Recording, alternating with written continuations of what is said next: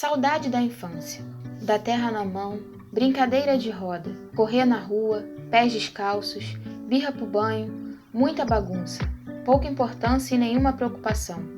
Meu nome é Elizabeth Carvalho e você está no episódio 4 de No Meu Tempo. O poema que eu citei acima é da Carlene Magalhães, que está relacionado à história que vamos contar no dia de hoje. Conhece alguém que gostaria de ouvir o nosso podcast? Envia para ele, curte, compartilha. Vamos levar essa nuvem de histórias de reviver momentos na casa de cada um nessa quarentena. Para quem acompanha o canal e o nosso podcast desde o primeiro episódio, sabe que ele é voltado para os idosos, que eles estão sofrendo bastante nessa quarentena. E outro grupo que está sofrendo muito são as mães. Então eu pergunto para elas: mãe, como é que está sendo a sua quarentena? Como é fazer comida, cuidar do seu filho e ainda ter que trabalhar? Como é ter que sair de casa no meio da pandemia para garantir o alimento? Como está sendo a adaptação e principalmente as multitarefas que são realizadas por elas todos os dias? Essas perguntas vão ser respondidas por mães no documentário Mães na Quarentena, criado pelo produtor da The Like. Posso garantir que esse episódio está lindo e logo estará disponível no nosso canal. Vale muito a pena conferir. Não esqueça de se inscrever no canal. Agora vamos conversar um pouquinho com o seu Nilber? Meu nome é Nilber Cruz, eu tenho 75 anos. Eu saí de Manaus em 1961, no início de 61, e vim para o Rio de Janeiro. Eu tinha 15 anos. Então, para mim, foi um período muito interessante. Por quê? De início, eu nunca havia saído de perto dos meus pais nem dos meus 7 irmãos. Saí de Manaus, que era uma cidade pequena, e vim para o Rio de Janeiro para estudar. Uma cidade que nem se compara. Manaus tinha 350 mil habitantes e o Rio de Janeiro já tinha não sei quantos milhões. E foi uma mudança bastante drástica, né? De comportamento e de acomodação, de acostumar com a cultura de um povo completamente diferente. Muito bem, então eu sozinho, eu tive que me adaptar, eu tive que dar meu jeito. Por que eu estou falando isso? Essa quarentena que nós estamos passando no momento, ela está nos forçando a mudarmos de hábito, ou a criarmos novos hábitos, adaptarmos a novas situações. E eu sempre ouvi dizer que no mundo, seja qual for a época que a gente esteja vivendo, só sobrevive quem que se adapta melhor. Não é o mais forte, nem o mais inteligente que sobrevive a situações a favor ou contrário às nossas vontades. Então nós temos que aprender a nos adaptar, ou seja, adaptar e continuar a viver. E essa lição eu aprendi muito bem porque eu desenvolvi uma capacidade de adaptação muito interessante. Seja qual for o lugar que eu esteja morando ou que eu vá morar, eu me adapto com uma facilidade enorme. O exemplo disso é que quando eu comecei a trabalhar, eu fui trabalhar numa empresa onde eu viajava o Brasil todo, né? Quase todo, de Fortaleza até Pelotas, no Rio Grande do Sul. Então, cada semana eu estava num lugar diferente, com um sotaque diferente, com uma alimentação diferente, com uma cultura diferente. E eu me adaptava assim, coisa de uma semana, parecia que eu já estava morando há anos naquele lugar. Então, essa mudança para mim foi muito legal, essa questão de adaptação. Por que eu estou falando isso? Porque com essa quarentena, a gente tem que mudar todos os nossos hábitos. Nós fomos obrigados a nos habituar a novos comportamentos. E isso, para mim, não está sendo difícil de maneira nenhuma. Muito pelo contrário. Qual é a minha vida? A minha vida, praticamente, a rotina continua. Por quê? Eu levanto de manhã, lógico, acordo, escovo os dentes, tomo banho, tomo café e vou para o meu computador, atualizar meus treinamentos, ver as novidades da internet, ver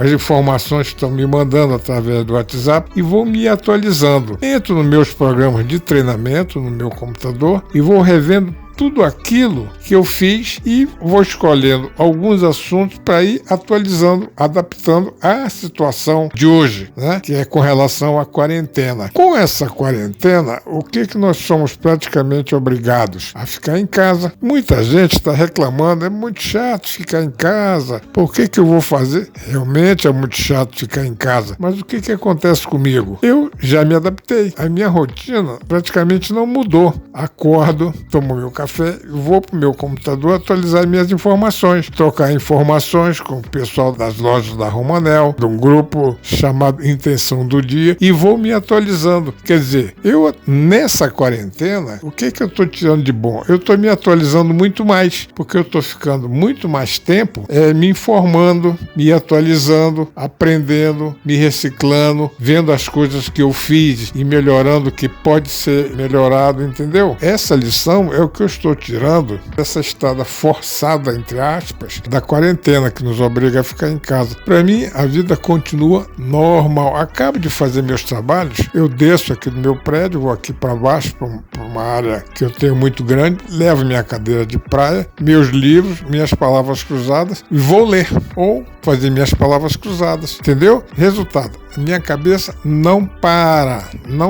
A quarentena para mim está sendo ruim porque eu não vou para onde eu quero, estava acostumado a ir. Mas ao mesmo tempo está sendo boa porque eu estou com mais tempo para me reciclar. Então eu não tenho o que reclamar de maneira nenhuma, muito pelo contrário. O que eu estou fazendo é o que eu aprendi na minha vida. Te recicla e floresce no lugar que você está plantado. Só isso. Então, dificuldade não tenho mesmo. Que eu tenho a passar para vocês todos. Entenderam?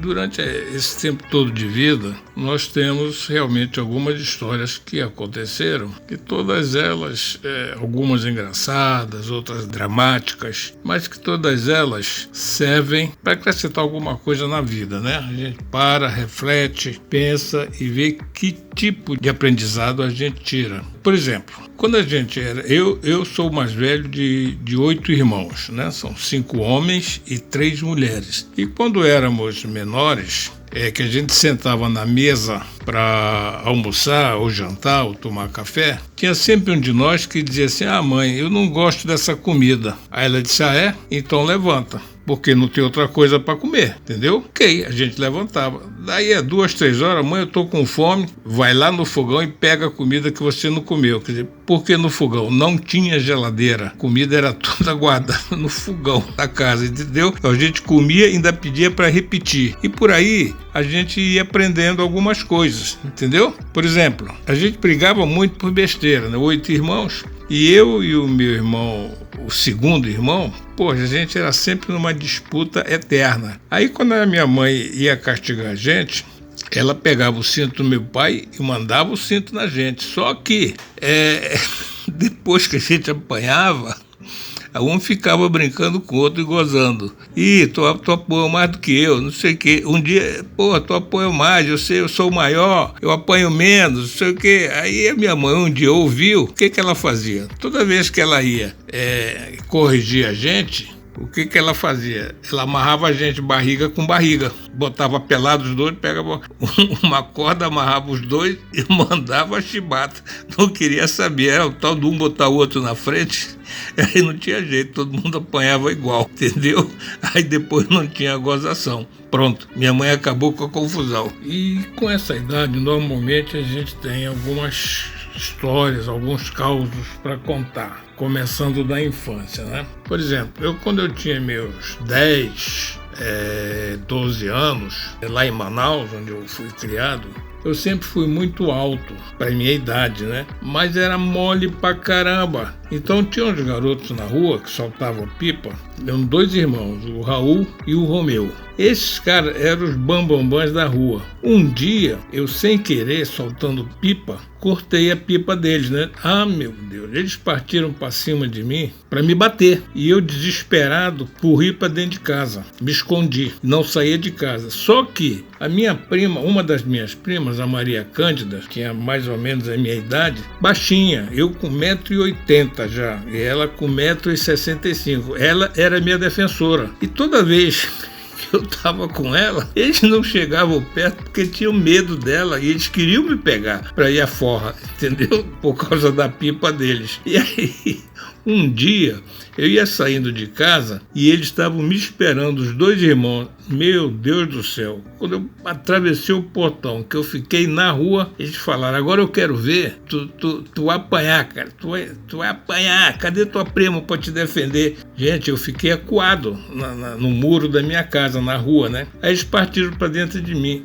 Olha, eu não sei o que aconteceu, escureceu tudo na minha frente, eu parti para cima dos dois, mas eu bati tanto neles, que eu era maior do que ele, eu não sabia da força que eu tinha e a coragem que eu tinha, mas eu bati tanto nesses dois irmãos, eles saíram correndo, desesperados. No outro dia, quando eu ia para a escola, que era perto da minha casa, eles estudavam da mesma escola também, né? Quando eu vi os dois chegando, que eles me viram, eu falei, meu Deus, eu vou apanhar. Para surpresa minha, os dois baixaram a cabeça, atravessaram a calçada e foram no lugar oposto que eu ia. Nunca mais eles me encheram o saco. Que? Cheguei com a minha prima Candura, falei, Candura, tu não sabe o que aconteceu. Aqueles dois irmãos brabos, Romeu e Julieta, Romeu e Julieta, no Raul e Romeu, cara, aí eu contei a história. Falei, Candura, mas o que eu bati nos caras é brincadeira, Candura.